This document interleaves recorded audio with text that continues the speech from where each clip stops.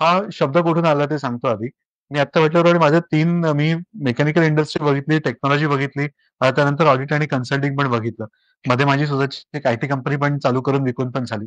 या पूर्ण प्रकारात मला लक्षात आलं, की आपल्याकडे सध्या फंडामेंटल एक इंडस्ट्रीमध्ये ज्यावेळेला आपण बघतो ना, तेव्हा 3 जनरेशन एकत्र काम करतात. एक जनरेशन ज्या लोकांनी टेक्नॉलॉजी बघितलीच नाही. दुसरी एक जनरेशन ज्यांनी टेक्नॉलॉजीशी जसं जमेल तसं जुळवून घेतलं आणि नवीन येणारी जी सगळी पूर्ण पिढी आहे, या पिढी सगळी नुसती टेक्नॉलॉजीमध्येच जगली आहे. एका कंपनीकरता मी काम करत होतो. ही मंडळी पॅकेजिंगमध्ये काम करतात आणि यांचा एक कस्टमर होता आफ्रिकेमधला.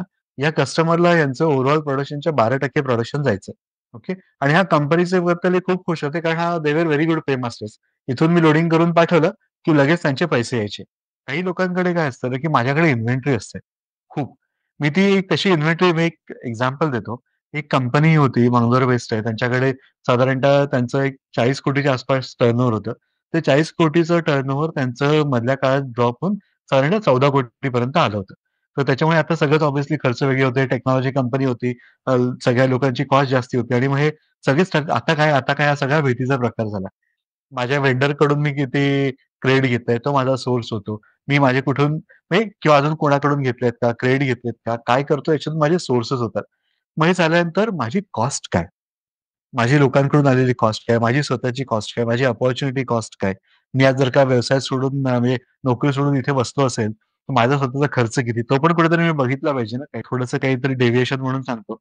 पण सध्याच्या काळात आपण जे आजूबाजूला बघतो ना, तर त्यावेळेला आपण काय बघतो, की लोकं खूप वेगळ्या स्ट्रेसमध्ये दिसतात. ओके. हं. हां, अनफॉर्च्युनेटली आता 2च दिवसापूर्वी माझ्या एका मित्राचं म्हणजे अगदी तो कार्डियाक अरेस्टने गेला. त्यामुळे ते थोडंसं कुठेतरी ती पण गोष्ट डोक्यात फिरते माझ्या, नाही असं नाही. पण त्याच्यातून सांगत असताना ना मला म्हणजे आयुष्याची जी आपण अनप्रेडिक्टेबिलिटी असते ना, ती अगदी काल मी प्रत्यक्ष अनुभवली आहे काहीतरी असताना. ज्याचा काल 91वा वाढदिवस होता. त्याच्या काल सकाळी मी अंतिम संस्काराला होतो. आपण थोडं जर का डोळे उघडून बघितलं ना, तर आपल्या बाजूबाजूला जेवढ्या सगळ्या व्यावसायिक जे आपण त्याला कम्युनिटी म्हणतो, हं. त्यांचं तुम्ही ऑटोमॅटिकली बघा. त्यांची एक कम्युनिटी असते. सगळेजण कुठेतरी एकत्र येत असतात. आपापसात एकमेकांना सांभाळून घेतात. जोपर्यंत तुम्ही तुमच्या आजूबाजूला अशी एक इकोसिस्टम म्हणा किंवा अशी एक व्यवस्था तयार करत नाही, तोपर्यंत मी एकट्याच्याच भरोश्यावरती जाईल असं होत नाही. नमस्कार. टीजीव्ही मराठीमध्ये आपल्या सर्वांचे स्वागत आहे. मी स्नेहल सिंग मी नवीन सामला. आणि मी Sucharita Kari. The guiding voice आता मराठीमध्येही आपल्या उज्ज्वल भविष्यासाठी. The guiding voice TGV Marathi channel विद्यार्थ्यांसाठी, तरुण व्यावसायिकांसाठी मार्गदर्शन करण्यासाठी केले गेलेले आहे. आम्ही या पॉडकास्टमध्ये नवीन तंत्रज्ञान ट्रेंड्स, सहजीवनाच्या अनुभवांवर सॉफ्ट स्किल्स, व्यक्तिमत्वासाठी विकास इत्यादींवर चर्चा करू.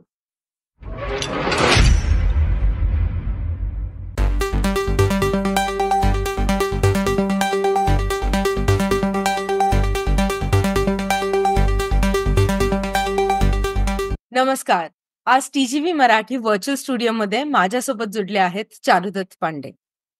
आजचा टॉपिक आपण बोलूया थोड्याच वेळात, पण पहिलं आपल्या पाहुण्यांच्या मनाला थोडीशी गुदगुली करूया. तर लेट्स बिगिन. चारुदत्त, एक वर्ड मी तुम्हाला सांगेल आणि तुमच्या मनात त्याच्याबद्दल जो पण फर्स्ट सेंटेन्स येईल, you just have to say it out loud. जास्त नक्की. विचार नाही करायचा, जस्ट रॅन्डम वर्ड्स आहेत. ओके. अगदी. सगळ्यात पहिला वर्ड आहे भविष्य. टेक्नॉलॉजी, लँटर्न, कंदील, दिवाळी, स्वप्न. सई, माझी मुलगी. Oh wow. हास्य, स्माइल. याचं पण उत्तर आराधना. मला इथे पुन्हा घरीच राहायचंय. ओके. हॉरायझन, क्षितिज. समुद्र, समुद्र. संध्याकाळ, Correct. जिज्ञासा, क्युरिओसिटी. सुरू, माझा मुलगा. Oh, so your company name is your son's मुलाचंच नाव आहे हां. आणि त्याचा दिवसभर तोच उद्योग सुरू असतो. त्यामुळे जिज्ञासा म्हटली की पहिलं नाव त्याचं पहिलं तोच येतं डोक्यात. अमेझिंग. धन, पैसा, मनी. अष्टलक्ष्मी, ब्युटिफुल. जीवन, प्रवास, संध्याकाळ. समुद्र आणि मित्र. तर इन्व्हेन्शन, आविष्कार. ट्रॅव्हल, आणि last happiness, Anand. Sai. Beautiful. Thank you, thank you, thank you. Hello, I'm Steve Ahern, one of the judges of the Asia Podcast Awards. I'm interrupting this episode to let you know that you're listening to an award-winning podcast. This podcast won its category in the 2024 Podcast Awards, so you know you're listening to quality. Enjoy your listening experience, and congratulations to the team who created this award-winning podcast for you. The guiding voice मराठीमध्ये आपल्या सर्वांचं स्वागत आहे. TGV Marathi आपल्या उज्ज्वल भविष्यासाठी आणि मी आहे Snehal Singh. The guiding voice मराठीच्या माध्यमातून आम्ही या जगाला थोडंसं अधिक चांगलं बनवायचा प्रयत्न करतोय. आम्ही महत्त्वपूर्ण गोष्टींबद्दल बोलतो ज्यामुळे आपल्या जीवनामध्ये, तुमच्या जीवनामध्ये आणि करिअरमध्ये थोडी सुधारणा होऊ शकते. Once again Charudatta Pande TGV मराठीमध्ये तुमचं अत्यंत स्वागत आहे आणि आमच्या या प्रवासात सहभागी झाल्याबद्दल खूप खूप खूप धन्यवाद. थँक्यू. प्रश्नांकडे वळायच्या आधी थोडंसं आपल्याबद्दल सांगा. तुमच्या शब्दात तुमची आत्तापर्यंतची जर्नी. कधीतरी आपण मोठ्या माणसांशी कंपेअर केलं की स्वतःला बरं वाटतं. त्यामुळे मी ना स्वतःची जर्नी स्टीव्ह जॉब्स सोबत कंपेअर करतो. कारण सांगतो, त्याने त्याच्या स्टॅनफोर्डच्या ॲड्रेसमध्ये म्हटलं होतं, की आपण ज्यावेळेला you can connect the dots only looking बॅकवर्ड्स. आपण ज्यावेळेला मागे वळून पाहतो त्यावेळेला काय होतं ते कळतं. मी माझा मुलगा अकोला तिथे इंजिनिअर किंवा डॉक्टर बना या स्टँडर्ड कार्यक्रमाखाली मी इंजिनिअरिंग केलं. मेकॅनिकल इंजिनिअरिंग केलं आणि नंतर आल्यानंतर 8 वर्ष कोरमध्ये काम केलं. मग नंतर मी 8 वर्ष इंडस्ट्रीमध्ये मल्टिनॅशनल सोबत IBM, Dassault आणि SAP सोबत काम केलं आणि गेली 10 वर्ष मी माझा स्वतःचा व्यवसाय करतोय. याच्यातला प्रायमरी माझं काम जे कंपन्यांसोबत असतं ते त्यांचा ओव्हरऑल खर्च कसा कमी करता येईल आणि त्याच्यानंतर त्यांच्या इथे कुठल्या प्रकारचं तंत्रज्ञान वापरून आपण त्यांची ओव्हरऑल प्रॉडक्टिव्हिटी वाढवू शकतो, त्यांची एफिशियन्सी वाढवू शकतो. जेणेकरून त्या कंपन्या जास्तीत जास्त प्रॉफिटेबल होऊ शकतात आणि त्याच्यासोबत त्या कंपन्या जास्ती वेळाकरता सस्टेनेबल पण होऊ शकतात. म्हणजे त्या जास्ती काळ टिकू पण शकतात आणि ते टिकण्याकरता लागणारं त्यांना प्रॉफिट पण सस्टेनेबल कंटिन्युअसली मिळू शकतो. या स्वरूपाचं मी काम करतो. वॉव! अमेझिंग. आणि one of the titles that you have okay is digital mindset coach. मग तुमच्या एक्सपिरियन्समध्ये डिजिटल माइंडसेट कोच हा नक्की कोण असतो आणि त्याच्याबद्दलच्या मिसकन्सेप्शन्स काय आहेत टेक्नॉलॉजीमध्ये किंवा टेक्नॉलॉजीला ग्रोथ पार्टनर बनवण्यामध्ये? हा शब्द कुठून आला ते सांगतो आधी. मी आत्ता म्हटल्याप्रमाणे माझ्या 3 मी मेकॅनिकल इंडस्ट्री बघितली, टेक्नॉलॉजी बघितली, त्यानंतर ऑडिट आणि कन्सल्टिंग पण बघितलं. मध्ये माझी स्वतःची एक आयटी कंपनी पण चालू करून विकून पण झाली. या पूर्ण प्रकारात मला लक्षात आलं, की आपल्याकडे सध्या फंडामेंटल एक इंडस्ट्रीमध्ये ज्यावेळेला आपण बघतो ना, तेव्हा 3 जनरेशन एकत्र काम करतात. एक जनरेशन ज्या लोकांनी टेक्नॉलॉजी बघितलीच नाही. दुसरी एक जनरेशन ज्यांनी टेक्नॉलॉजीशी जसं जमेल तसं जुळवून घेतलं आणि नवीन येणारी जी सगळी पूर्ण पिढी आहे, या पिढी सगळी नुसती टेक्नॉलॉजीमध्येच जगली आहे. याच्यातले बरेचसे आता ऑनलाईन कोर्सवाले, ऑनलाईन कॉलेजवाले पण आता इंडस्ट्रीत आले, राइट? तर त्यामुळे या लोकांना बघताना कसं आहे, की यांना प्रत्येक गोष्टीमध्ये टेक्नॉलॉजी हवी असते आणि या लोकांना येणारं हे जे नवीन येणारं आपण ज्याला एक टॅलेंट म्हणतो किंवा जे नवीन टॅलेंट आणि जे येणारी सध्या आपल्याकडे असणारी जुनी पिढी आहे, त्यांचं कुठेतरी जुळत नाही. हो. आणि हे जुळत नसल्यामुळे काय होतं, कंपन्यांना ज्या प्रकारे आपली ग्रोथ व्हावी वाटते किंवा ज्या असं वाटतं, की आज आपण एक 20 कोटी करतोय, आपण 40 कोटी करू शकतो. पण ते 20 ते 40 कोटीचा जो मधला प्रवास असतो, त्याच्यामध्ये तुम्हाला लागणारी जी लोकं असतात, ती मिळत नाही. कारण तुमचं मॅनेजमेंट जे आहे ते सगळं पूर्ण सगळं त्यांना मॅन्युअली वही खात्याची सवय असते आणि मुलांना टेक्नॉलॉजीची सवय असते. त्यामुळे बदलण्याची जी गरज आहे, ती सुरुवातीला आपल्याला असं वाटतं, की मुलं बदलायला हवीत. पण प्रत्यक्षात परिस्थिती अशी असते, की मुलं बदलत नाहीत. आपल्याला बदलायला लागतं, सीनियर्सना बदलायला लागतं. त्यामुळे या मंडळींना त्यांचा टेक्नॉलॉजीकडे असणारा जो दृष्टिकोन आहे, तो बदलायची गरज आहे. आणि त्यामुळे डिजिटल माइंडसेट कोचिंग. तर तुम्हाला सगळं कळतं, तुम्हाला तुमचा व्यवसाय चांगला माहिती आहे, तुम्हाला सगळं ज्ञान आहे पूर्ण. तुम्ही फक्त त्या टेक्नॉलॉजीकडे असणारा आपला पर्स्पेक्टिव्ह जर का बदललात, तर तिथून तुम्हाला आपोआप ती टेक्नॉलॉजी तुम्ही त्या टेक्नॉलॉजीला आपल्या बिझनेसमधला एक पार्टनर बनवू शकता आणि त्यातून तुम्ही तुमचा व्यवसाय खूप वेगळ्या स्तरावरती नेऊ शकता. या एका कारणाकरता हे डिजिटल माइंडसेट कोचिंग. इंटरेस्टिंग आणि अमेझिंग पर्स्पेक्टिव्ह. कारण की आय नो की माझ्या स्वतःच्या घरात आम्ही त्याच्याबद्दल भरपूर डील करतो, की आम्हाला तर ते कळतच नाही, आम्हाला कळूनच नाही घ्यायचं आमच्या जमान्यात. आणि आय एम प्रिटी शुअर की हे वाक्य तुम्ही सगळ्यात जास्त ऐकले पण असतील. एखादं एक्झाम्पल शेअर करू शकता, की टेक्नॉलॉजी एक सस्टेनेबल ग्रोथ कशी आणू शकते? म्हणजे especially traditionally tech resistance industries भरपूर आहेत अजूनही. So any example that you can share? एक म्हणजे जिव्हाळ्याचा विषय सांगतो. माझं एक सीनियर आहेत ज्यांना मी खूप रिस्पेक्ट करतो. ते स्वतः 79 वर्षाचे आहेत आणि त्यांचा मुलगा जो आहे तो पण बिझनेसमध्ये आहे आणि तो पण आता त्याच्यानुसार बिल्ड करत असताना. हे करत असताना होतं ना काय, की मुलाला त्यांना आजही हवं आहे असं वाटतं, की मी जाऊन फॅक्टरीमध्ये जाऊन सगळं बघितलं पाहिजे, काम बघितलं पाहिजे. मुलाला तेवढं वाटत नाही. त्याला असं वाटतं मी तिथे एक सिस्टम टाकली, तर इथून मला मॉनिटर करता आली पाहिजे. आणि या दोघांच्या याच्यामध्ये कधीतरी वडिलांचं जाणं-येणं कमी होतं, सिस्टम होत नाही. मग काहीतरी गॅप असते. तिथली माणसं वडिलांना काहीतरी एका प्रकारचा रिपोर्ट देतात. मुलगा सिस्टममध्ये बघतो, ती गॅप होते. या दोघांच्यामध्ये होत नव्हतं. आम्ही काय केलं, की यावेळेला त्यांच्या पूर्ण टीमसोबत काम केलं. त्यांना समजावून सांगितलं, की आपण काय केलं पाहिजे, त्याच्याप्रमाणे कसं होईल ते सगळं सांगितलं. आता कसं असतं, की प्रत्येकाला एक कम्फर्ट झोन असतो. त्यांच्यातले स्टोअर्समधली जी मंडळी होती, त्यांना एक एक्सेल शीट वापरायची सवय होती. मग हे काय करायचे, सगळा डेटा एक्सेलमध्ये करायचे आणि मग दुसऱ्या दिवशी तो सिस्टममध्ये टाकायचे. मग काम पण डबल करायचे आणि दोन्ही वेळा कायम गॅप असायची. त्यामुळे मला आज काय हवं माहिती असेल, की त्यांना फोन करून त्यांची एक्सेल शीट हाच प्रमाण होता. मग आम्ही हे सगळं केलं, सगळ्यांना समजावून सांगितलं, सिस्टम इम्प्लिमेंट केली. त्यांना कॉन्फिडन्स दिला. 1 महिन्याबरोबर दोन्ही गोष्टी पॅरलली चालू आहेत हे दाखवलं आणि ज्यावेळेला एका महिन्यानंतर 1 दिवस मी ती शीट डिलीट करून टाकली. आता सिस्टम वापरा. आणि वडिलांना ज्यावेळेला असं वाटलं, त्यावेळेला मी त्यांना काय म्हटलं, "तुम्हाला कॉम्प्युटरची येण्याची सवय आहे. मी तुम्हाला एक छोटासा लॅपटॉप घेऊन देतो." त्यांना एक छोटासा लॅपटॉप घेऊन दिला. रिपोर्ट्स आणि सगळ्यांचा ॲक्सेस करून दिला आणि त्यांचे जे रिपोर्ट येत होते, ते सगळे सिस्टममध्ये कसे बघायचे हे त्यांना सांगितलं. त्यांनी पण तो चेंज मॅनेज केला. त्यांना जसं लक्षात आलं, की कंट्रोल येतंय. त्यांनी ते ॲक्सेप्ट केलं आणि साधारणतः 1-2 महिन्यामध्ये आम्ही ते पूर्ण सिस्टम पूर्ण करू शकलो. त्याच्या पुढच्या 2 महिन्यामध्ये त्याचं अडॉप्शन पण पूर्ण व्यवस्थित झालं आणि आता त्याला 3 वर्ष झालेत. सगळं सुरळीत सुरू आहे. Amazing! That is really cool. पण how do you make choices? म्हणजे डिजिटल इंडस्ट्रीमध्ये आज इतके ऑप्शन्स आहेत, whether it is app, whether it is sites, whether it is technology in terms of त्याचे पण भरपूर व्हरायटीज आहेत. It gets overwhelming at times. तर मग डिजिटल टूल्स कुठले, कसे यूज करायचे, ह्याचा सल्ला वगैरे तुम्ही कंपनीजला किंवा स्पेसिफिक बिझनेस नीड्सला कसे देता? मी एक फ्रेमवर्क डिझाइन केलं. मी त्याचं एक छोटं बुकलेट पण पब्लिश केलंय. मी ते लिंक शेअर करतो.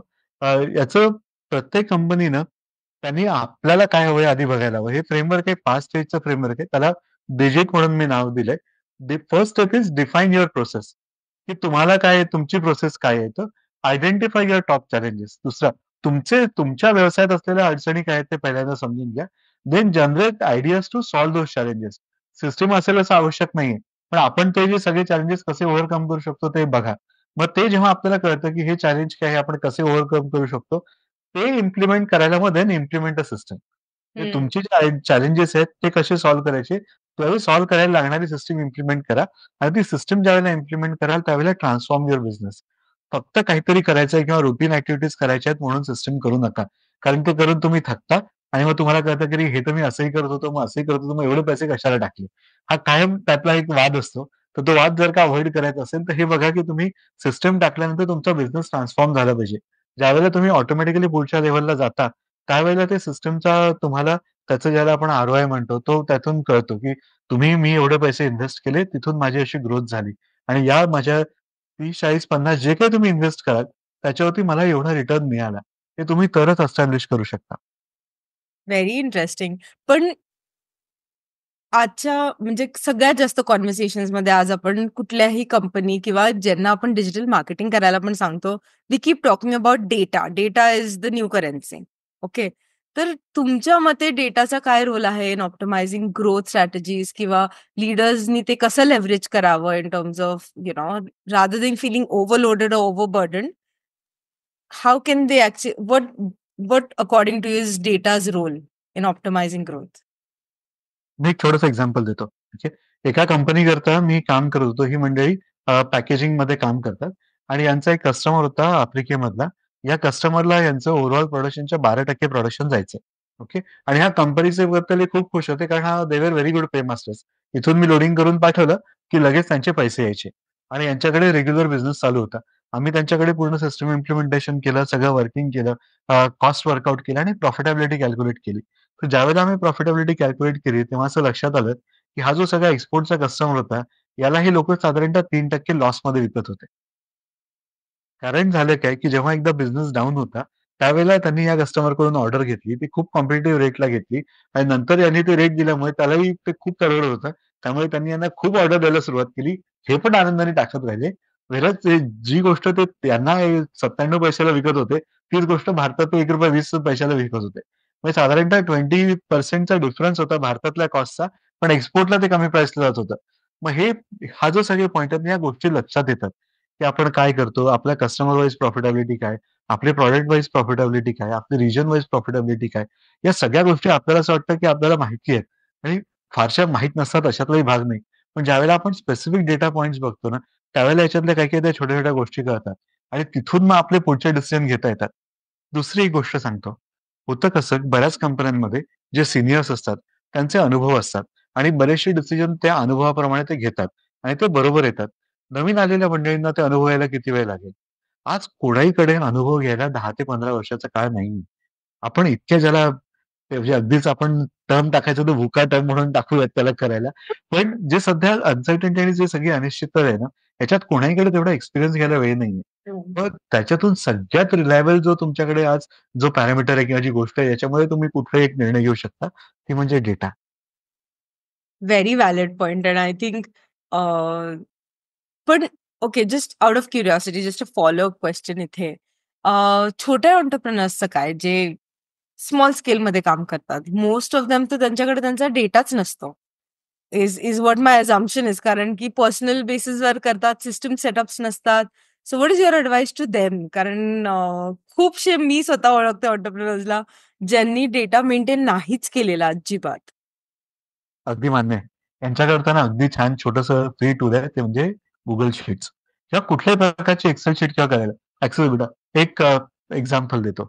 मित्राची एका कंपनी आहे. त्यांच्याकडे काय होतं, की खूप फास्ट मूव्हिंग बिझनेस आहे. म्हणायला इंजिनिअरिंग इंडस्ट्री आहे. पण करत असताना ऑर्डर्स येत राहतात, मल्टिपल होत राहतात आणि या मंडळींना सगळ्यांना काय सवय होती, यांना इतका सगळा अनुभव झालेला आहे, की त्यानंतर ते आलं कुठली एक इन्क्वायरी आली, की ते ड्रॉइंग बघतात त्याच्याप्रमाणे काय आहे, पटकन कॅल्क्युलेशन करतात वहीमध्ये आणि रेट देऊन मोकळे होतात.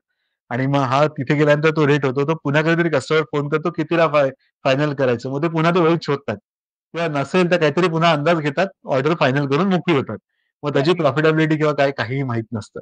आम्ही यांच्याकरता काय केलं, एक स्टँडर्ड कोटेशनचा फॉर्मॅट तयार केला, रेट वर्किंग तयार केलं आणि एका Google शीटमध्ये एक मास्टर तयार केलं, की तुम्हाला कुठली नवीन इन्क्वायरी आली, 2 मिनिटं घ्या, ती मेन शीट कॉपी करा, त्याच्यात रेट टाका, कॅल्क्युलेशन करा आणि तुमच्याकडे तो रेफरन्स पर्मनंट राहील. ज्यावेळेला कोणाची इन्क्वायरी आली किंवा पुन्हा त्या कस्टमरचा फोन आला, त्यामुळे थांब 5 मिनिटं थांब, ही शीट ओपन करा. तुम्हाला एक्झॅक्ट माहिती आहे तुमचं कॉस्टिंग काय, मार्जिन काय आहे, त्याप्रमाणे तुम्ही वर्किंग घ्या. काहीही कष्ट नाहीयेत. फक्त तेवढी Google शीट टाकायची. It's a free tool. फक्त एक कॉन्फिगरेशनचा सुरुवातीला जो त्रास आहे, तेवढा केला, तर तुमच्याकडे ऑटोमॅटिकली एक छान सिस्टम तयार होते. Wow! This is amazing and specially for all the listeners जे कोचेस आहेत किंवा इंडिव्हिज्युअल वर्कर्स आहेत. I think they also do pretty much the same thing. आज एक कोट केलं, मग क्लायंट कधी-कधी 3 महिन्यांनी परत सेइंग आता मी रेडी आहे, तुम्ही फायनल कॉस्ट काय सांगणार? And they have no idea. ते कुठेतरी डायरीमध्ये लिहिलं होतं तो call. There is no follow up system anything. I think this answers the question. Thank you. Technology full rapidly evolve होतीये. ओके. तर ह्या ह्या स्पीडला मॅचअप करायला डिजिटल अडॅप्टेबिलिटी आणि बिझनेस ग्रोथ ह्यांचा रोल रिलेशनशिप काय अकॉर्डिंग टू यू? ओके. हा अत्यंत चांगला आणि अत्यंत ट्रिकी प्रश्न आहे. कारण सांगतो. पहिल्यांदा काय मला असं वाटतं, की काही-काही बिझनेस जे आहेत ना, ते टेक्नॉलॉजीमुळे ॲब्सोल्यूट पण होऊ शकतात. हं. हे पर्टिक्युलरली जसं आता आणि काही-काही बिझनेस आहेत ते टेक्नॉलॉजीमुळे इव्हॉल्व पण होऊ शकतात. अगदी एक घरगुती उदाहरण देतो. ते म्हणजे किराणा दुकानदारांचं. ओके. सो किराणा दुकानदारांनी जर का उद्या Zeptoला माझे कॉम्पिटिशन म्हणून किंवा असा विचार केला, तर मी जाऊन पटकन Zepto करू शकत नाही किंवा वर्किंग करू शकत नाही. पण हीच सर्व्हिस जर का मी ॲज अ WhatsApp म्हणून ऑफर केली, की तुम्ही मला ऑर्डर द्या आणि मी तुमच्याकडे आणून देतो पटकन आणि ती सिस्टम केली, तर ते can learn from that model and work. Correct. हा तुमच्याकडे चॉईस आहे करत असताना. हे अगदी छोट्या याच्याबद्दल सांगतो. थोडंसं आपण वरती गेलं ना, तरी आपण बघत जातो, की इंडस्ट्रीमध्ये करत असताना आता प्रत्येकाला मला असं वाटतं टेक्नॉलॉजीपासून मी अलिप्त राहतो असं म्हटलं, तर तुम्ही ॲब्सोल्यूट होणार. करेक्ट. तुम्ही जर का मी टेक्नॉलॉजी सोबत करतो म्हटलं, तर तुम्ही over a period of time आरामात कव्हर करणार. प्रत्येक जो एंटरप्रेन्योर असतो ना, तो जिथे आज असतो, तिथे तो काल नसतो. जिथे तो काल होतो, तिथे तो परवापेक्षा तो काल वेगळा असतो, कालपेक्षा आज वेगळा असतो, आजपेक्षा तो उद्या वेगळा असणार असतो. त्यामुळे तो बेसिकली रोज इव्हॉल्वच होत असतो. त्याच्यात काही वेगळं नाहीये. फक्त त्या टेक्नॉलॉजीचं आपण एकदा भूत डोक्यात जर का घालून घेतलं, की अरे हे काहीतरी होतंय, तर मग त्रास आहे. तेवढं भूत डोक्यात नका घालून घेऊ. ते बेसिकली जसं तुमचा बाकीचा business over a period of time evolve झालाय, तशी टेक्नॉलॉजी पण इव्हॉल्व होणार आणि तसं हे पण इव्हॉल्व होणार. एवढा फक्त कम्फर्ट ठेवा, बाकी आपोआप करता येतं. आणि दुसरी गोष्ट एक महत्त्वाची आहे ना, ती म्हणजे की आता प्रत्येक गोष्टीकडे किंवा येणं होणाऱ्या सगळ्या बदलांकडे ना, थोडं सकारात्मक दृष्टीने बघा. त्याच्याप्रमाणे काय चेंज होतं, कसं वर्किंग होतं. आता तुमची घरातली मुलं जर का मोबाईल आणि याच्यामध्ये असतील, तर ऑफिसमध्ये येणारी मुलं रील्स बघणार नाहीत किंवा Instagram बघणार नाहीत ही अपेक्षा करणं चुकीचं आहे. ठीक आहे. त्यामुळे ते करतील. पण एक दुसरी गोष्ट ही पण बघा, की ही जी मुलं आहेत त्यांना कुठेतरी आयुष्यात खूप चांगली क्लॅरिटी आहे. हं. काहीतरी करायची इच्छा आहे. त्यामुळे थोडं जर का ते सांभाळून आपण कॅलिब्रेट करत गेलो ना, की ते अडॉप्शन पण व्यवस्थित होतं आणि वर्किंग पण होतं. फक्त त्याच्याकडे आपण सकारात्मक दृष्टीने बघितलं पाहिजे. I think I totally agree with you. Especially मी रायटिंग फील्डमधून येते. त्यामुळे सगळ्यात पहिली भीती ही होती, की are writers going to be out of business over a period of time, कारण की सगळंच एआय लिहितंय. लाइक पुस्तकं पण एआय लिहितंय. But I totally agree. There was a change of perspective needed. आणि जसं तुम्ही म्हटला, की सकारात्मक विचार करून त्याच्याकडे बघितलं तर खूप ऑप्शन्स आहेत आणि ऑप्टिमायझेशन भरपूर करू शकतो. टू बी व्हेरी ऑनेस्ट, काम सोपं करू शकतो. So thank you. Thank you for saying that. Working capital, one of the again important things of business. कुठल्याही बिझनेससाठी crucial role working capital play करतो. तर काही असे पैलू आहेत का, की जे ओव्हरलुक होतात when it comes to optimising, ज्याच्याने खूप मोठा बदल किंवा it can make a huge difference? सगळ्यात मोठी म्हणजे ज्याला आपण अटॅचमेंट म्हणतो ना, तो एक अटॅचमेंट फॅक्टर हा या वर्किंग कॅपिटल मधला सगळ्यात मोठा त्रास आहे. उदाहरणासकट सांगतो. कसं होतं की मी वर्किंग कॅपिटलचा हा जो पूर्ण लिहिलं किंवा मी याच्याकडे जे वळलो, ते प्रायमरीली लॉकडाऊनच्या काळात वळलो. कारण त्यावेळेला त्याच्या आधी मी कॉस्टिंग आणि फायनान्स व नॉन फायनान्स म्हणून सेशन्स आणि ट्रेनिंग करायचो. पण मला जेव्हा पूर्ण सगळं लॉकडाऊन झालं, त्यावेळेला पहिल्यांदा सगळ्याचा जो पार्ट झाला तो कॅश फ्लो बंद झाला. आणि ते जसं सर्क्युलेशन बंद झालं त्यावेळेला लोकं अडकायला लागली. आणि मग त्यावेळेला काय, कारण बऱ्याचदा कसं होतं ते वाघावरती बसल्यासारखं असतं. मी त्याच्यावरती बसणार आणि इकडचा पैसा तिकडे, तिकडचा पैसा तिकडे, नुसता मी अखंड आपला फिरवत राहणार पैसा. तो ज्या क्षणी थांबला, त्या क्षणी काय हा प्रश्न आला. आणि तो तिथून मग हे वर्किंग कॅपिटलची सायकल सुरू झाली आणि मग तिथून मग मी ते एक छोटंसं पुस्तक लिहिलं त्याच्याकरता. हे करत असताना ना मला काय अनुभव आले ते तुला सांगतो. काही लोकांकडे काय असतं ना, की माझ्याकडे इन्व्हेंटरी असते खूप. मी ती कशी इन्व्हेंटरी मी एक एक्झाम्पल देतो. एक कंपनी होती मंगळूर बेस्ड आहे. त्यांच्याकडे साधारणतः त्यांचं एक 40 कोटीच्या आसपास टर्नओव्हर होतं. ते 40 कोटीचं टर्नओव्हर त्यांचं मधल्या काळात ड्रॉप होऊन साधारण 14 कोटीपर्यंत आलं होतं. तर त्याच्यामुळे आता सगळंच ऑब्व्हियसली खर्च वेगळे होते. टेक्नॉलॉजी कंपनी होती. सगळ्या लोकांची कॉस्ट जास्ती होती आणि मग हे सगळेच आता काय, आता काय हा सगळा भीतीचा प्रकार झाला. म्हटलं आपण वर्किंग करूया. तुमच्याकडे स्टॉक किती आहे ते बघा. सगळं आपण असेस माझं एक एस्कॉर म्हणून फ्रेमवर्क आहे. ते मी सांगतो. हे करत असताना आपण काय केलं, त्यांच्याकडचा स्टॉक बघितला ना, तो स्टॉक त्यांच्याकडे साधारणतः ऑलमोस्ट मला वाटतं त्यावेळेला 15 कोटीच्या आसपास त्यांच्याकडे स्पेअर पार्ट्स होते. ओके. हां. कारण हे टेक्नॉलॉजी रिसेलिंग करायची. त्या टेक्नॉलॉजी रिसेलिंगमध्ये यांनी लोकांकडे 10-10 वर्षाचे कॉन्ट्रॅक्ट केले होते, की तुम्हाला लागणारे स्पेअर्स आम्ही तुमच्याकरता ठेवू. आणि त्या OEMची पण कॉन्ट्रॅक्ट करून आणि त्यांच्याकडून स्पेअर घेऊन ठेवले. हे सगळे स्पेअर यांच्या इन्व्हेंटरीमध्ये होते आणि हे कस्टमरला प्रॉडक्ट चांगले होते त्यामुळे कस्टमरला लागलेच नाहीत. त्यामुळे 15 कोटी रुपयाची यांच्याकडे इन्व्हेंटरी होती. ठीक आहे. मग आता एकदा जेव्हा आम्ही ते बघितलं आणि त्याच्यानंतर ते सगळं काढून आम्ही एक करायला सुरुवात केली. एक 6 महिने लागले पूर्ण करायला किंवा क्लायंटशी बोलून डिस्कस करायला. पण त्यातून सफिशियंट लिक्विडिटी जनरेट करण्यात आली, ज्याच्यातून ते पुढे जाऊ शकले. आता हाच विचार करा जर का हेच 15 कोटी रुपये माझे त्याच्यात अडकलेले नसते आणि ते माझ्या व्यवसायात असते, तर मला काय करता आलं असतं? हा एक पार्ट आहे. त्याचा एक हे करत असताना ना, एक एस्कॉर म्हणून एक त्याच्यात एक फ्रेमवर्क केलं होतं. या स्टेप्स आहेत. पहिल्यांदा काय करायचं ना, की आपल्या बिझनेसला ॲक्चुअली रिक्वायरमेंट किती आहे? असंच जर वर्किंग कॅपिटल रिक्वायरमेंट. हं. म्हणजे कसं आहे, की मी समजा आता वर्षाचा 3 कोटी रुपयाचा टर्नओव्हर करतो. माझा 25 लाख रुपयाचा ऑन एन एव्हरेज सेल आहे. मग मी जर का 25 लाख रुपयाचा सेल असेल माझ्याकडे, मी त्या 25 लाख रुपयाचं विकायला 20 लाख रुपयाचं मटेरियल घेतो. हं. 5 लाख रुपये मला मध्ये उरतात. म्हणजे माझा खर्च 20 लाख रुपयाचा आहे. 25 लाख रुपयाचा सेल आहे. मला 5 लाख रुपये उरतात. मला क्लायंट किती दिवसात पैसे देतो? त्याने जर का मला 30 दिवसात पैसे दिले आणि मी माझ्या वेंडरला 30 दिवसात पैसे दिले, तर मला त्याच्याकडून पैसे घेऊन मी देऊ शकतो. मला मध्ये गरज नाही. मग आता क्लायंट जर का मला 60 दिवस किंवा 90 दिवस देणार नसेल, तर कुठेतरी मला माझ्या वेंडरच्या पेमेंट्सचं पण बोललं पाहिजे, की मी करेक्ट. काय करू शकतो, कशाप्रकारे वर्किंग करू शकतो. याच्यानुसार मग आपण एक आपली स्वतःचं वर्किंग कॅपिटल रिक्वायरमेंट किती आहे ते बघितलं पाहिजे. दुसरा पार्ट जो आहे तो म्हणजे sources. Sources of working capital काय? आता याच्यातली सगळ्यात मोठी एंटरप्रेन्योर्सची गंमत काय असते, की ते कायम करत असताना स्वतःचा पैसा लावतात. ओके. समजा मी आता बिझनेस सुरू करत असताना एक ₹20 लाख खर्च केले. ओके. ते माझं वर्किंग कॅपिटल आहे, मी वापरलं. आज हे ₹20,00,000 बँकेत केलं असतं, काय झालं असतं? 8% एफ-डी मिळाली असती. करेक्ट. मार्केटमध्ये असते समजा 12% किंवा खालती-वरती गेले असते, त्यामुळे ते सोडून द्या. आपण एक एफ-डी पकडूया. 8% मला एफ-डी मिळाली असती, तर माझी आज कॉस्ट ऑफ कॅपिटल कमीत कमी 8% आहे. माझे स्वतःचे पैसे आहेत म्हणजे ते फ्री आहेत असं नाहीये. त्यामुळे ते कुठले आहेत ते बघा.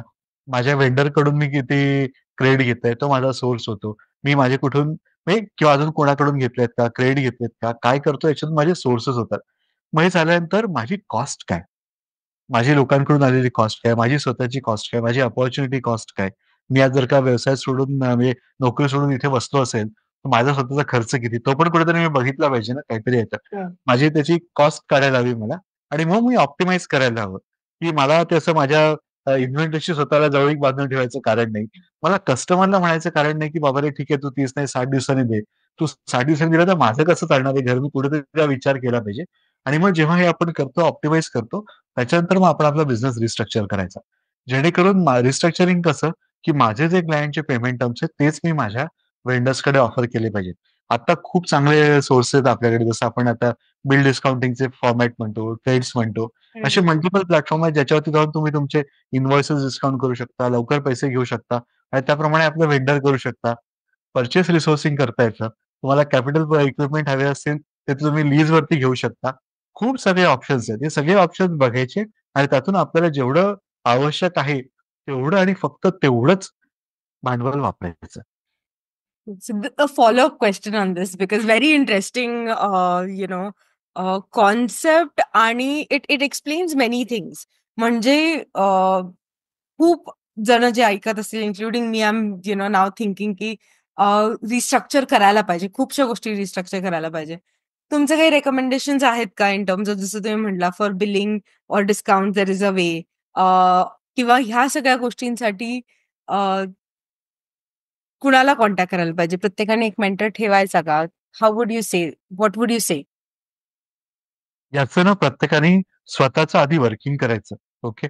मला असं वाटतं, की प्रत्येकाने आपल्या ठिकाणी केलं पाहिजे. दुर्दैवाने काय झालंय आपल्या इथे माहिती का, की आपल्या इथे जे चार्टर्ड अकाउंटंट्स म्हणून ही जी सगळी जे त्यांचा जो एक पर्टिक्युलर मॅन्डेट होता, त्यांचं नॉलेज आहे, ते नॉलेज लोकांनी फक्त ऑडिटपुरतं लिमिट ठेवलं. ट्रू. कारण त्यांनी तुम्ही या माझं ऑडिट करून द्या आणि माझं ऑडिट करून दिलं, तेवढं मला सर्टिफाय करून द्या, मी हॅपी. तुम्ही त्या तुमच्या सीएला अजून 4 गोष्टी तुमच्या बिझनेसमधल्या सांगितल्या, तर तो पण तुम्हाला गाईड करू शकेल. काय करायचंय तर. सो माझं पहिलं पार्ट आहे, की तुम्ही आधी स्वतःची एक सायकल बिल्ड करा. अ, तुम्ही स्वतःचं असेसमेंट करा किती येतं, वर्किंग काय त्याप्रमाणे करा आणि तिथून मग तुम्ही तुमच्या सीएकडे किंवा तुमचे जे कोणी फायनान्शियल गाईड असेल त्यांच्याकडे करा. मेंटर्सशी बोला. त्याचे मल्टिपल व्हिडिओज आहेत किंवा तिथे करत असताना. मी पण I will be more than happy to basically give you some inputs की काय हवे आहेत ते. पण हे करा. आपला व्यवसाय करता मला किती हवंय यावेळेला याची असेसमेंट जेव्हा तुम्ही स्वतः कराल ना, तो तुम्हाला खूप वेगळा पर्स्पेक्टिव्ह देईल. कोणीही इतर सांगायच्या आधी एकदा स्वतः करा आणि मग इतरांसोबत व्हॅलिडेट करा. मग त्यातून आपल्याला ते काय सांगतात आणि आपलं कन्सेप्ट काय होतं ना याच्यातला थोडासा फरक कळतो. त्यातून मग आपलं स्वतःचं जे अंडरस्टँडिंग आहे ना ते तेवढं स्ट्राँग होत जातं. Amazing. Thank you. Thank you, thank you, thank you for saying that. This is very interesting आणि let's take it little further कारण आपण ऑलरेडी ह्याच्याबद्दल बोललो आहोत. तुम्ही एक रिअलिस्टिक एक्झाम्पल पण दिलंय. तर बिझनेस ओनर्ससाठी तुमचा काय ॲडवाइस आहे? स्पेशली ते जे अनप्रिडिक्टेबल कॅश फ्लोज बरोबर जास्त डील करतात आणि मार्केट खूप व्हॉलटाईल आहे. तर त्यांच्यासाठी तुमचा काय सल्ला असेल? मला असं वाटतं, की आता सगळ्यात महत्त्वाची गोष्ट जी आहे ती तुम्ही जे आहे तर तुम्ही बेसिकली ज्याला म्हणतो आपण रिअलिस्टिक व्हा. वर्तमानात जगा आणि वर्तमानाच्या आजूबाजूला आहे त्याप्रमाणे बघा. खूप जास्ती भविष्याचा विचार करत बसू नका आणि जुनं काही जे झालं असेल त्याच्या पण जास्त नादी लागू नका. आज तुम्ही कुठे आहात आणि इथून पुढे कसे जाऊ शकता ना, याचा पहिल्यांदा विचार करा. मला वाटतं सगळ्यात महत्त्वाची गोष्ट आजच्या क्षणाला ती आहे. म्हणजे आता थोडंसं काहीतरी डेव्हिएशन म्हणून सांगतो. पण सध्याच्या काळात आपण जे आजूबाजूला बघतो ना, तर त्यावेळेला आपण काय बघतो, की लोकं खूप वेगळ्या स्ट्रेसमध्ये दिसतात. ओके. हं. हां, अनफॉर्च्युनेटली आता 2च दिवसापूर्वी माझ्या एका मित्राचं म्हणजे अगदी तो कार्डियाक अरेस्टने गेला. त्यामुळे थोडंसं कुठेतरी ती पण गोष्ट डोक्यात फिरते माझ्या, नाही असं नाही. पण त्याच्यातून सांगत असताना ना मला म्हणजे आयुष्याची जे आपण अनप्रेडिक्टेबिलिटी असते ना, ती अगदी काल मी प्रत्यक्ष अनुभवली आहे काहीतरी असताना. ज्याचा काल 51वा वाढदिवस होता. त्याच्या काल सकाळी मी अंतिम संस्काराला होतो. ठीक आहे. हे अशी ज्या घटना आहेत ना, ह्या आपल्या आजूबाजूला आपण सगळ्या बघतो. बरोबर आहे. त्यामुळे जे मी बघितलंय ना, की आपण अगदी गीतेच्या सारापासून किंवा याच्याबद्दल बघितलं तरी एक महत्वाचा पार्ट असतो तो म्हणजे वर्तमानात जगा. हं. पहिल्यांदा तो एक पार्ट मला वाटतं सगळ्यांनी बघितला पाहिजे, की तुम्ही आत्ता वर्तमानात जगा. आपण कुठे आहोत, आपल्या आजूबाजूला काय आहे ते बघा. दुसरी गोष्ट, भविष्याकडे ज्यावेळेला आपण बघतो, त्यावेळेला आपण स्वतःचा एक अगदी सोपा असेल ना, तर आपण एक स्वतःचा एक स्वॉट एनालिसिस करू शकतो. मला असं वाटतं अगदी मला स्वतःला प्रचंड आवडणारी गोष्ट आहे, कारण तेवढं सिम्पलही काही नाहीये आणि तेवढं इफेक्टिव्ह पण काही नाहीये. कारण एकदा जर का तुम्हाला तुमच्या स्ट्रेंथ माहिती असतील, तुमचे वीकनेस माहिती असतील, तुमच्याकरता अपॉर्च्युनिटीज काय आहेत आणि थ्रेट्स काय आहेत, याचं जर का तुम्ही एक रिअलिस्टिक असेसमेंट केलं, तुम्हाला माहिती आहे, की माझ्याकडे कुठल्या स्ट्रेंथ आहेत, ज्याच्यामुळे मी त्या अपॉर्च्युनिटीज कॅप्चर करू शकतो. माझे कुठले वीकनेस आहेत, ज्याच्यामुळे माझ्याकरता त्या थ्रेट्स आहेत. मला माझे वीकनेस हळू सगळे कमी करायचे आहेत. माझी स्ट्रेंथ वाढवायची आहे. मला त्या अपॉर्च्युनिटीजकडे जायचंय आणि ज्या थ्रेट्स आहेत, त्या मला कमी करायच्या आहेत. एवढं एक बेसिक एनालिसिस करून आपण सुरुवात केली ना, तिथून आपण सुरुवात करू शकतो. हळू बिल्डअप करू शकतो आणि स्वतः करताना एक थोडासा वेळ काढा. आपण हा जो पर्टिक्युलर पार्ट आहे आपल्या एनालिसिस आपण वर्किंग काय, हा स्वतः करता वेळ काढून आपण करत गेलो ना, तर आपली आपोआप क्लॅरिटी येते. आपण पुढे जातो आणि सहज जातो. आणि पर्टिक्युलरली म्हणजे जेव्हा आपण ग्रोथ फेजला असतो, त्यातला एक महत्त्वाचा भाग असतो तो म्हणजे प्रत्येक गोष्ट स्वतः करायचा प्रयत्न करू नका. कारण म्हणजे बाय, मीच करू बाय. शकतो. ही भावना डोक्यातून काढून टाका. कारण तुम्ही जर का तुम्हाला वाढायचं असेल, तुम्ही प्रत्येक गोष्ट स्वतः करू शकणार नाहीत. त्यामुळे कुठेतरी ते विश्वास ठेवायला शिका, कुठेतरी ती टीम बिल्ड करायला शिका. 2-4 चुका होतील, कुठेतरी थोडंफार नुकसान होईल. ते सहन करून त्या मुलांना सांभाळून ती टीम बिल्ड करत चला. कारण पुढे भविष्यात तुम्हाला जर का ग्रोथ करायची असेल, ही टीमच तुम्हाला त्या ग्रोथकडे नेऊ शकते. तुम्ही एकटे असाल तर त्याचं कायम लिमिटेशन येणारच आहे. टोटली अग्रीड आणि डी-आय-वाय वाली म्हणजे गोष्ट अगदी पटते मला. कारण माझे सगळ्यात जास्त interactions on daily basis new entrepreneurs बरोबर असतात. Where they are in the phase of setting up. पण मोस्ट टाईम इन्व्हेस्टमेंट ते डी-आय-वाय करण्यात घालवतात, which is actually not their strength. Their strength is ideation, their strength is creation. पण तो वेळ जातो मोस्टली मी स्वतःच करतो आणि मग मी तेच शिकतो. So I totally agree with your point and thank you for clarifying. I think SWOT is something जे सगळेच करू शकतात स्वतःचं स्वतः. थोडा वेळ लागेल, कधी-कधी नाही सुचणार पटदिशी की आपले काय आहेत स्ट्रेंथ्स, पण I think if we are at it, will get there. Amazing. Thank you. Importance of planning आणि नेटवर्किंग कारण की बिझनेसमध्ये आज त्याला करन्सी म्हटलं जातं प्लॅनिंग.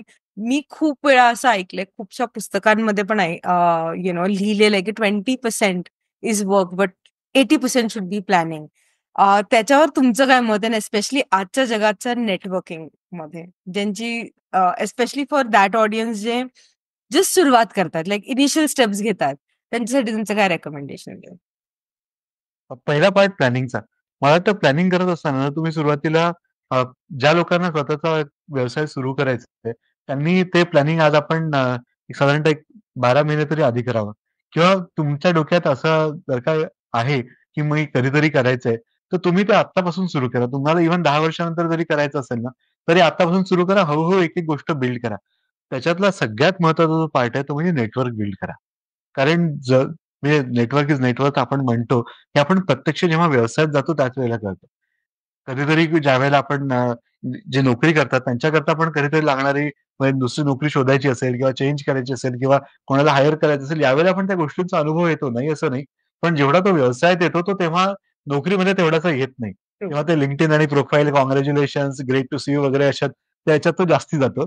प्रत्यक्ष जेव्हा काम करतो, तेव्हा ते कळतं की तुमचा नेटवर्कचा किती महत्त्वाचा पार्ट असतो, तुम्ही किती करता. त्यामुळे नेटवर्किंग करता प्रिपेअर करा. दुसरी गोष्ट नेटवर्किंग करत असताना स्वतःला हळू प्रिपेअर करा. बऱ्याचदा काय होतं, की आपल्याला असं वाटतं, की नेटवर्किंग हे आपल्याकरता नॅचरली येत नाही. हे भारतातला हा एक सर्वसाधारण समज आहे, की आपण शाळे घरातून येतो, आपण आपलं बघा, आपल्या घरातलं बघा, 4 नातेवाईक बघा, नंतर थोडेफार मित्र बघा. एकदम जाऊन तिसऱ्या माणसाशी बोलायचं कसं? जर का हा प्रॉब्लेम असेल, तर जाऊन त्या कस्टमरशी बोलाल कसं? तुमच्याकडे तुम्ही नेटवर्किंगला गेलात, तर समोरचा माणूस पण नेटवर्किंगलाच आलाय. तर दोन्ही एका उद्देशाने आले असाल, एका व्यवसायाच्या दृष्टीने आले असाल, तर तुम्ही त्याप्रमाणे बोलून स्वतःला समोर नेऊ शकता ना. त्याला समजावून सांगू शकता. आपलं पॉइंट त्याला सांगू शकता. त्याला आपला व्यवसाय किंवा आपलं म्हणणं कळतं की नाही हे बघू शकता. एक आपोआप व्हॅलिडेशन होतं. आपण सांगताना छान सांगतो कोचिंगमध्ये, की तुमचा व्यवसाय तुम्हाला असा सांगता आला पाहिजे, की तो 7 वर्षाच्या मुलाला कळला पाहिजे. करेक्ट. बरोबर आहे? सांगताना खूप सोपी आहे. करणं अतिशय कठीण आहे. तर हे over a period of time हे सगळ्या गोष्टी इव्हॉल्व होतात. एलिव्हेटर पिच, 30 सेकंड सगळे छान गोष्टी आहेत. पण त्या रिफाईन करत जायला लागतात. त्या पहिल्या दिवशी कोणालाही येत नाहीत. मग हे करण्याकरता नेटवर्किंग प्लॅटफॉर्म आणि हे सगळ्यांसोबत एकत्र करणं हा अतिशय महत्त्वाचा भाग आहे. दुसरं आपण बघू ना, की आपल्या आजूबाजूला नेटवर्किंग बद्दल हे ज्या सगळ्यात जास्ती ज्याला आपण मिसकन्सेप्शन किंवा ज्या वाईट भावना आहेत ना, त्या ज्या नेटवर्क मार्केटिंगमुळे आलेल्या आहेत. कारण तुम्ही एकदा कोणाच्या तरी नादी लागले आणि एखादं तुम्ही घेतले, की समोरची त्याला तुम्ही फक्त एकदा हो म्हणा, तो समोरचा तुम्हाला वेडा करून सोडतो. तर त्यामुळे ज्या क्षणाला नेटवर्क हा शब्द येतो ना, त्यावेळेला लोकांच्या मनात ऑटोमॅटिकली सगळं निगेटिव्ह फील भरलेलं असतं. नेटवर्क नको. त्याला ते नेटवर्कचं डायरेक्टली नेटवर्क मार्केटिंगशी रिलेट करतो. विथआऊट इव्हन अंडरस्टँडिंग की तो कन्सेप्ट किती छान आहे. पण नेटवर्किंग हा पार्ट असतो. आपण थोडं जर का डोळे उघडून बघितलं ना, तर आपल्या बाजूबाजूला जेवढ्याही सगळ्या व्यावसायिक जे आपण त्याला कम्युनिटी म्हणतो, त्यांचं तुम्ही ऑटोमॅटिकली बघा. त्यांची एक कम्युनिटी असतं. सगळेजण कुठेतरी एकत्र येत असतात. आपापसात एकमेकांना सांभाळून घेतात. जोपर्यंत तुम्ही तुमच्या आजूबाजूला अशी एक इकोसिस्टम म्हणा किंवा अशी एक व्यवस्था तयार करत नाही, तोपर्यंत मी एकट्याच्याच भरोश्यावरती जाईल असं होत नाही. करेक्ट. आपण महाराजांचं म्हणतो, शिवाजी महाराजांचं आपण इतकं बघतो. महाराजांनी सगळे मावळे उभं केले, सगळे सैन्य उभं केलं. महाराजांनी शिवाजी महाराज उभे केले आणि त्या सगळ्यांनी त्यांच्या पलीकडे जाऊन त्यांच्यावरती जेव्हा झालं तिथून ते स्वराज्य उभं राहिलं. ह्या अगदीच मोठं उदाहरण आहे महाराजांची तिथे आपण म्हणजे तुलनेचा प्रश्न नाही, पण एक गोष्ट लक्षात आली, की महाराजांनी करत असताना पण त्यावेळेला ते सगळं बिल्ड करत तिथून पुढे घेऊन गेले. मग जर का आपण त्यांच्यापेक्षा ग्रेट नसू, तर मग आपण आपल्यापेक्षा थोड्या-थोड्या गोष्टी करत गेलेलं चांगलं. कुठलेही मोठे उद्योगपती बघा, त्यांनी पण एका वेळेला हळू-हळू बिल्डअप करत गेलेत. धीरूभाई अंबानींची तुम्ही कथा वाचली तरी चालेल. तुम्ही Google बघितलं चालेल, स्टीव्ह जॉब्स बघितलं चालेल, Microsoft स्टोरी बघितली तरी चालेल. कुठल्याही व्यवसायात तुम्ही बघा, ते हे build it up over a period of time आणि हे जे बिल्डअप आहे, ते या सगळ्या नेटवर्क मधूनच होतं. Agree, totally agreed. मला कधी-कधी असं वाटतं तुमचं opinion I would love on this. I think network हा शब्द जर आपण थोडासा रिलेशनशिप बिल्डिंग म्हणून कन्व्हर्ट केला ना, तरी खूप जणांचं ते फिअर निघून जातं, की आपल्याला असं नेटवर्क नाही बिल्ड करायचं. आपल्याला फक्त नाती बिल्ड करायची आहेत. Over a period of time एक अक्वेंटन्सशिप, लोकांची ओळख किंवा राइट कनेक्शन. पण ॲज यू सेड ते हळू-हळू होतं. It is not magic. एकाच मीटिंगला जाऊन उद्या सगळं बदललं आणि सगळ्यांनी माझं ऐकलं आणि लगेच माझं प्रॉडक्ट विकलं असं नाही होत. आणि it's a step by step process जिथे खूप पेशन्स लागतो. आणि आय थिंक पेशन्स येण्यासाठी जसं तुम्ही म्हणाला, माझा 12 महिन्याचा प्लॅन काय आहे? कुठे चाललोय? हे जर माहीत नसेल तर पेशन्स येत नाही. अगदी. इट्स इट्स कुठे चाललोय माहीत नसल्यानंतर इट्स सेम थिंग लाइक जी-पी-एसमध्ये लोकेशन टाकलं नाहीये, तर डिस्टन्स माहिती नाहीये किती पोहोचणार आणि कसे पोहोचणार. So yes. लीडर्ससाठी एस्पेशली कारण की अनएक्सपेक्टेड चेंजेस, डिस्रप्शन्स हे भरपूर होत असतात. तर स्ट्रॅटेजिक प्लॅनिंगमध्ये अजाईल राहण्यासाठी असं पकडून राहण्यासाठी काय सजेशन्स आहेत, की काय करावं एस्पेशली जे लीडर्स आहेत त्यांनी? मला वाटतं सगळ्यात लीडर्स करता सगळ्यात महत्त्वाची गोष्ट सध्या करता जी आहे ना, त्यांनी म्हणजे कुठेतरी आपण आपल्यामधला स्वतःचा जो एक विद्यार्थी आहे ना, तो मारू नये. म्हणजे मला आता मी थोडंसं क्रिटिकल बोलतो, पण मला मधल्या काळात एक थोडेसे अनुभव असे आले, की ज्यावेळेला तुम्ही कुठल्यातरी एका लीडरशिप रोलमध्ये जाता, त्यावेळेला ती लीडरशिप इतकी डोक्यात जाते, की आपण पण कधीतरी विद्यार्थी होतो हे आपण लक्षात राहत नाही. एक खूप सुंदर पुस्तक ना मला मागे बऱ्याच वर्षांपूर्वी जस्ट रेल्वे स्टेशनला दिल्ली रेल्वे स्टेशनला मी घेतलं होतं. "What got you here will not take you there." Correct. आणि तो मंत्र मी माझ्या डोक्यात अगदी पक्का बसलेला आहे तिथे करत असताना, की तुम्ही ही जर का गोष्ट लक्षात ठेवली, की तुम्ही आज ठीक आहे मॅनेजर झालात किंवा तुम्ही आज जनरल मॅनेजर झालात करत असताना. तुम्हाला त्याच्या पलीकडे जर का जायचं असेल, तर तुम्हाला काहीतरी नवीन करायला लागेल पुढे. तर तुम्ही त्याच्याशी जर का स्वतःला तसं तुम्ही पुढे नेत राहिले नाही, तर तुम्ही कधीतरी इर्रिलेव्हंट होऊन जाल. तुमची सगळी म्हणजे त्यांच्याशी असलेली उपयुक्तता कंपनीलाही संपते आणि मग ते फार वाईट प्रकार असतात. ज्यावेळेला तुम्ही कंपनीकरता उपयुक्त नसता, त्यावेळेला कंपनी तुमच्या बाबतीत जे काही निर्णय घेते, त्याला साइड पोस्टिंग म्हणा किंवा एक्झिट म्हणा, काही पण म्हणा, पण ते फार त्रासदायक होतं, की मी कधीतरी या लेव्हलला होतो. तर तो एक पार्ट व्हायला नको. दुसरी गोष्ट ज्यावेळेला आपण जे व्यावसायिक आहेत, त्यांना पण कधीतरी विचार केला पाहिजे, की आपण हे करत असताना आपण एकदमच व्यावसायिक आपण प्रोफेशनल होतो, तिथून आपण आज व्यावसायिक आलो. थोडा रोल जरी बदलला असला, तरी त्यातल्या ज्या आपण काही चांगल्या गोष्टी शिकल्या आहेत ना, त्या इथे आणायला हरकत नाही. त्या दोन्ही गोष्टी ज्यावेळेला आपण कंबाईन करतो ना, त्यावेळेला त्यातून आपल्याला चांगलं आउटपुट मिळतं. मग यावेळेला कुठल्यातरी तुम्ही कोचशी काम करा किंवा कुठल्यातरी बिझनेस मेंटर घ्या, ज्याने मोठ्या कंपनीत काम केलंय. त्याच्याकडून मोठ्या कंपन्या कशा चालतात ते त्या सिस्टम आपल्या इथे इम्प्लिमेंट करून घ्या. तर टेक्नॉलॉजी पूर्ण इम्प्लिमेंट करायची गरज नाहीये. पण तुम्ही सिस्टम जरी सुरुवातीला एक छान व्यवस्थित सेट केली, भले ती सुरुवातीला मॅन्युअल असेल, मग तुम्ही एक्सेलमध्ये टाका, Google शीटमध्ये टाका, मग टॅली वापरा, मग ERP वापरा. ती तुमची जर्नी वेगळी होऊ देत. त्याचा काही अर्थ नाही. पण तो माइंडसेट सुरुवातीपासून ठेवा, की मी माझ्या इथे काहीतरी एक पद्धत टाकणार आहे आणि त्या पद्धतीने माझी कंपनी वाढत जाणार आहे. ते तुम्ही कोणाचा तरी अनुभव घेऊन तुम्ही आलात, तर हे लीडर्सचं पण बाकी सगळ्या उद्योजकांकरता कॉन्ट्रिब्युशन होऊ शकतं आणि उद्योजकांकरता पण ती मोठी संधी होऊ शकते. Totally in agreement. आणि I agree with that book also. Marshall Goldsmith's book, if I'm not wrong, what got you Yes. here won't get you there. आणि दॅट आन्सर्स की आजच्या काळात जगायचं असेल तर आतापर्यंत इथे कसं आलो आणि इथून पुढे जायचा रस्ता, तर बदल हा कायम असणार आहे. Irrelevant of what time you are and what dreams you have. Strategic partnerships, कारण की आज भरपूर काम कोलॅबरेशनमध्ये, पार्टनरशिपमध्ये होत आहे. ओके, तर क्वालिटी वाईज बिझनेस लीडर्समध्ये जेव्हा आपण लोक चूज करतो की कुणाबरोबर काम करायचं, कुणाबरोबर नेटवर्क करायचं, any suggestions in that role? Okay. माझा वैयक्तिक पर्स्पेक्टिव्ह सांगतो. ओके. म्हणजे याचं बिझनेस वाईज आणि प्रोफेशनल वाईज आन्सर्स खूप वेगळी आहेत. मी माझा वैयक्तिक कम्फर्ट सांगतो. मी पहिल्यांदा त्या लोकांसोबत काम करायला सुरुवात करतो, ज्यांच्याशी माझा वैयक्तिक कम्फर्ट आहे. त्यांची व्हॅल्यू सिस्टम आणि माझी व्हॅल्यू सिस्टम मॅच होते. मी पुन्हा एकदा रिपीट करतो हा पॉइंट आणि मला असं वाटतं, की हा एक फार महत्त्वाचा भाग आहे, की ज्यावेळेला तुम्ही ज्या गोष्टींना महत्त्व देता आयुष्यात आणि तुमचे जे काही संस्कार आहेत, तुमचे जे काही आयुष्यातली तत्व आहेत, जे प्रिन्सिपल्स तुमचे आहेत, हे जर का तुमचे मॅच होत असतील, तर ती पार्टनरशिप पुढे खूप चांगली जाते. जर का तुम्ही बिझनेस पार्टनरशिप करणार असाल तर. ओके. म्हणजे तुम्हाला एका बिझनेसमध्ये येऊन पार्टनर करायचे असतील, तर तुमची व्हॅल्यू सिस्टम आणि मॅच करत असेल आणि तुमचे स्किल सेट पूर्णपणे वेगळे असतील. दोन्ही गोष्टी महत्त्वाच्या आहेत. स्किल सेट वेगळे आहेत, पण व्हॅल्यू सिस्टम सेम आहे. ज्यावेळेला या दोन्ही गोष्टी तुमच्यात मॅच करतात, ते तुमच्याकरता आयडियल पार्टनरशिप आहे फ्रॉम अ बिझनेस बिल्डिंग आणि तुम्ही करत असताना. करेक्ट. ज्यावेळेला आपण कंपनीमध्ये as a company to company strategic partnership बघतो करत असताना, त्यावेळेला ती करत असताना तुम्ही पूर्णपणे डिफरंट स्किल सेट्सवरती केली, तर ती खूप चांगली होते. माझी टेक्नॉलॉजी डेव्हलपमेंटची कॅपॅसिटी आहे. मला कुठलीतरी कंपनी ज्यांची एक्सपर्टाईज सेल्स आहे. ते जाऊन सेल करून येतात, मी ते डेव्हलप करून देतो. दॅट वर्क्स वेल. म्हणजे मला ते कॉम्प्लिमेंटिंग होतं करत असताना. इम्पॉर्टंट. दुसरा पार्ट, एक गोष्ट लक्षात ठेवा, की मार्केटमध्ये सगळ्यांकरता खूप काम आहे. ओके. त्यामुळे यांनी ते केलं तर मला मिळणार नाही ही भावना काढून टाका. प्रत्येकाकरता म्हणजे there is sufficient for everybody to eat अशातलं म्हटलं तरी चालेल.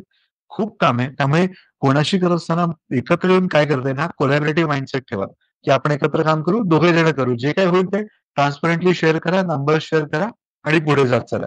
त्या याच्यात जेव्हा आपण कोलॅबोरेशनमध्ये म्हणतो, त्यावेळेला सगळ्यात महत्त्वाच्या 2 गोष्टी असतात, ते म्हणजे ट्रान्सपरन्सी आणि ट्रस्ट. 100% ट्रान्सपरन्सी ठेवा आणि समोरच्यावरती विश्वास ठेवा. मग त्या पार्टनरशिप छान सक्सेसफुल होतात.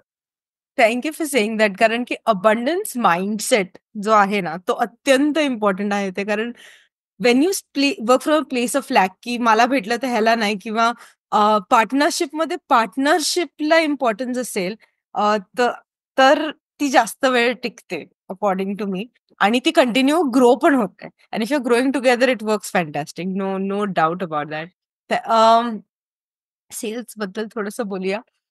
इमर्जिंग बिझनेस ओनरसाठी ओके, मीनिंगफुल नेटवर्क वगैरे ठीक आहे, they will build it. Okay, पण मोस्ट टाइम्स जसं आपण थोड्या वेळापूर्वी बोललो, की नेटवर्क मार्केटिंग हा डोक्यात पहिला शब्द येतो. ओके, आणि त्याच्यामुळे लोकांच्या मनात कधी-कधी भीती असते, की यार मला स्वतःला विकावंच लागेल किंवा काही ना काहीतरी विकावंच लागेल. मला ते जमणारच नाही, विकणं आपल्याला येत नाही. मग ह्याच्याबद्दल तुमचं काय सजेशन आहे? मला असं वाटतं, की पहिली गोष्ट म्हणजे, की तुम्ही प्रत्येक जो एंटरप्रेन्योर असतो तरी स्वतः समजून घ्यावं, की तो ज्या दिवशी त्याने ते रोल घेतला आणि त्याने ठरवलं, की आपण करायचंय, त्या दिवसापासून तो सेल्स पर्सन झाला. ओके. आणि he is going to sell him or her at various levels at a various way. म्हणजे एक उदाहरण देतो. तुम्ही जर का एक खूप सक्सेसफुल इंडिव्हिज्युअल असाल आणि तुम्ही केलंय, तर तुम्ही स्वतःचा तुम्ही व्यवसाय करत असताना पण ज्यावेळेला की तुम्ही सगळं नोकरीत असाल, तुम्ही तुमचं LinkedIn प्रोफाइल अपडेट करता, तुम्ही तुमच्या सगळ्या गोष्टी अपडेट करता, सगळ्या अचीव्हमेंट करता. तुम्ही स्वतःचं एक स्टेटस बिल्ड करत जाता over a period of time. What is the idea? You are building it up so that you are creating that profile for somebody to trust. So you are selling yourself in that market. जर का तुम्ही त्यावेळेला करत असाल, तर इथे करत असताना फार काही फरक पडतो अशातला भाग नाही. दुसरी गोष्ट, ज्यावेळेला तुम्ही सुरुवात करत असता, त्यावेळेला लोकं पहिली जी गोष्ट बघतात, ते म्हणजे तुम्ही as a individual. Okay. Correct. Product ही गोष्ट सेकंडरी येते. तुमच्याकडे असताना तुमच्याकडे असलेली पॅशन, तुमच्याकडे त्या प्रॉडक्टवरती असलेला विश्वास, याच्यावरती लोकं तुम्हाला सुरुवातीला बिझनेस देतात. सुरुवातीला बिझनेस माझी प्रॉडक्टची क्वालिटी खूप चांगली आहे, त्यामुळे येऊन लोकं माझ्याकडून घेऊन जातील, हा प्रकार कधीही होत नाही. हे खूप मोनोपोली बिझनेस असतात. म्हणजे लाखांमधली एखादी केस असते ज्याच्यात हे होतं. बाकी तुम्ही जर का तो माइंडसेट ठेवला तर 99,999 लोकं फेलच जाणार आहेत. त्यामुळे तो माइंडसेट ठेवूच नका. पहिल्यांदा बघा की लोकांना माझ्याकडे काय असेल ते आणि मुळात म्हणजे ना आपण जाऊन म्हणजे सेलिंग रेफ्रिजरेटर टू एस्किमो वगैरे अशी काही सेल्स पर्सन व्हायची गरज नसते आयुष्यात. ठीक आहे. तुम्ही जाऊन स्वतःला मी काय करतोय फक्त प्रामाणिकपणे सांगायची गरज असते, की मी असा-असा व्यावसायिक आहे. मी हा व्यवसाय सुरू केलाय. मी हे करते किंवा मी हे करतो. हे माझे प्रॉडक्ट आहेत. मी इथे सुरुवात केली. इथून मला असं जायचंय. माझी अशी इच्छा आहे, की मी तुम्ही प्रॉडक्ट एकदा ट्राय करून बघावे आणि तुमच्या ह्याच्यात बसत असेल, तर मी पुढे तुमच्यासोबत मला काम करायला आवडेल. एवढं एक साधं जाऊन सांगितलं, तुमचं प्रॉडक्ट त्यांना दाखवलं, त्यांना टेस्ट करून दिला, त्यांच्या ह्याच्यात फिट झालं, तिथे पुढे आपोआप ग्रोथ होते. तिथे काही करायचं नसतं. तेवढा माइंडसेट ठेवायला मात्र फार आवश्यक आहे. Totally in agreement. आणि let's talk about your companies. Surut Consultants, okay? And focus of your company has always been trust and measurable value. The Surut का? आणि ओके. सुरतचं नाव असं झालं, की बेसिकली जेव्हा मी कंपनी सुरू करायची होती, तेव्हा आई मला म्हणाली, की "तू नाव बाकी कशाला शोधतोस, हेच ठेव."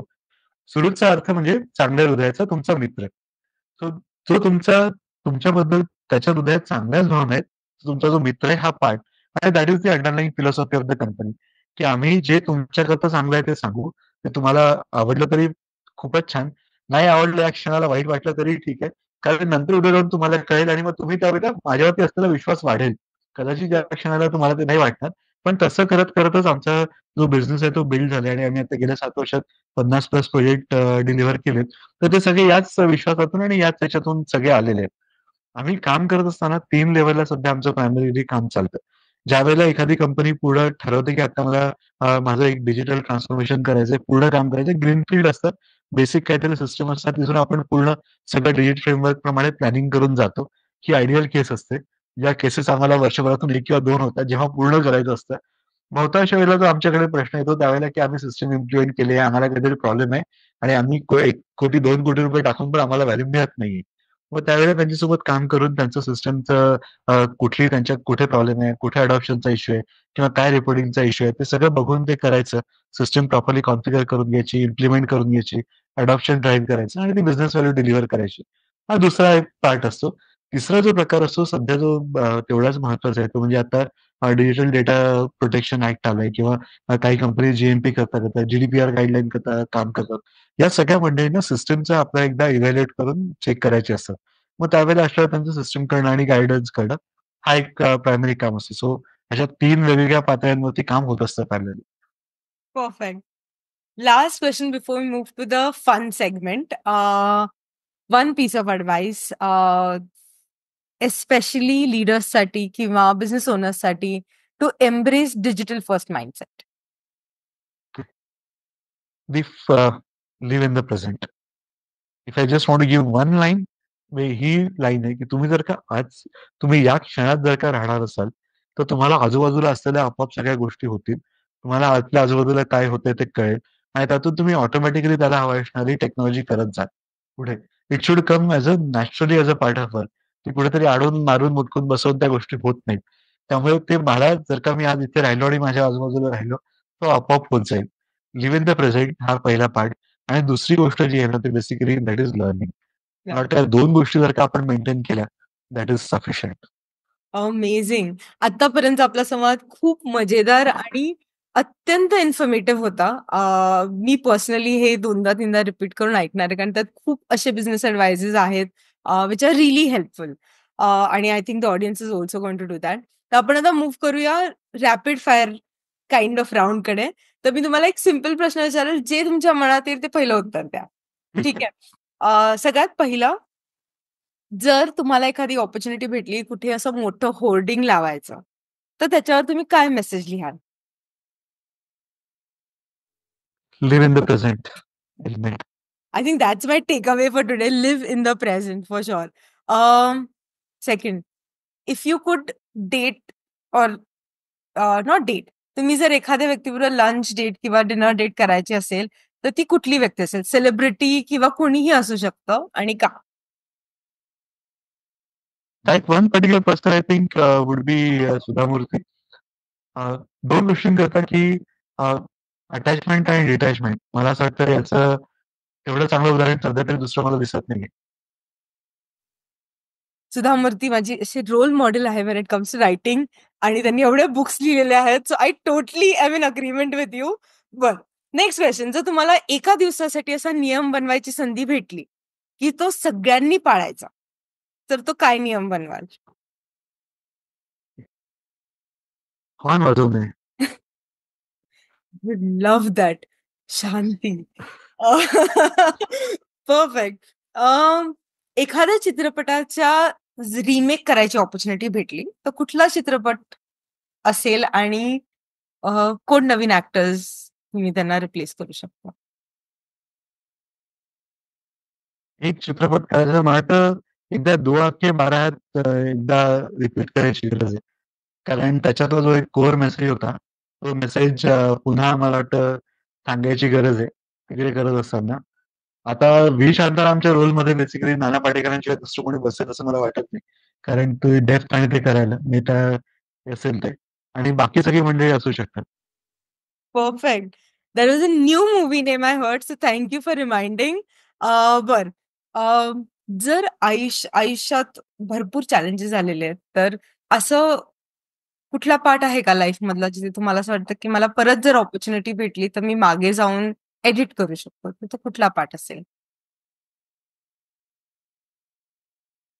एडिट करायचे पार्ट मला कुठल्याही पार्टबद्दल आता मी तसा रिग्रेट असा नाहीये, कुठलातरी करायचा. एडिट करायचा जर का पार्ट असेल, तर मला असं वाटतं की ज्यावेळेला मी पर्टिक्युलरली कॉलेजमध्ये होतो, त्यावेळेला बऱ्याचशा काही गोष्टी करायच्या राहून गेल्या होत्या. त्या गोष्टी आता करून घेईल. अमेझिंग. बट लास्ट क्वेश्चन ह्या राउंडचा. जर एखादं नवीन इन्व्हेन्शन करायची संधी भेटली, तर काय इन्व्हेन्शन कराल आणि काय? You can go like super creative. It does not have to be logical. I will make everybody live in present. I love that. Thank you.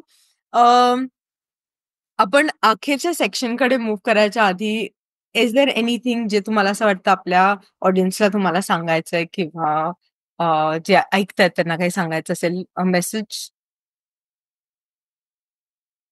B open for change.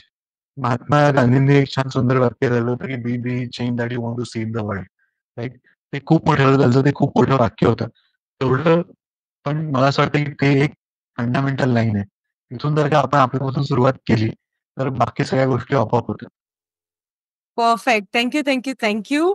आणि this brings us to a last segment जो आहे ट्रिव्हिया segment, जिथे आपण अशा काही गोष्टींबद्दल बोलतो ज्या कमी माहीत असतात लोकांना, लेस नोन फॅक्ट्स. तर आज आपण चूज केलाय टॉपिक टेक्नॉलॉजीवाली इंडस्ट्री आणि त्याचे 3 अननोन फॅक्ट्स लेस नोन फॅक्ट्स ह्या आहेत. सगळ्यात पहिलं डेटा सेंटर्स. डेटा सेंटर्स ज्यामध्ये वेबसाईट्स आणि ॲप्स, सर्व्हर असतात, ते जवळ-जवळ 1% वीज वापरतात. हे लहान देशांपासून एकूण म्हणजे एका अख्ख्या देशाची वीज निर्मिती असू शकते.